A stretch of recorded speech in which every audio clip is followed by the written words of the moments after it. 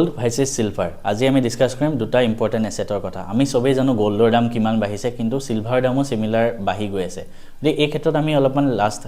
data কিছুমান analysis কৰো ডিসেম্বৰ 1 তাৰিখে যোৱা বছৰ মানে ডিসেম্বৰ 1 2025 ত যদি আমি চাওঁ গোল্ডৰ ভ্যালু আছিল 1,30,000 টকা ঠিক আছে আৰু সেম বস্তুটো এই বছৰ জানুৱাৰীত কিমান হল জানেন 1,35,000 টকা 5,000 বাঢ়ি গল সিমিলাৰলি আমি যদি সিলভাৰত চাওঁ সিলভাৰ বস্তুটো কি হল এই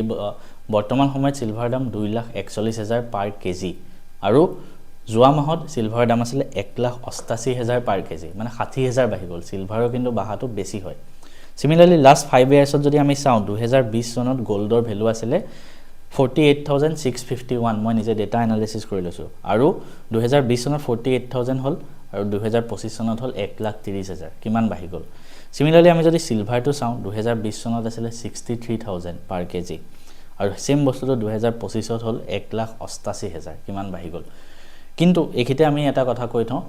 সিলভাৰটো গোল্ডতকৈ অকমান ৰিস্কি হয় যিমান ৰিস্কিও হয় সিমান বেছি ৰিটাৰ্নও কিন্তু দি যায় কাৰণ আমি যোৱা 5 বছৰৰ ডাটা যদি এনালাইসিস কৰো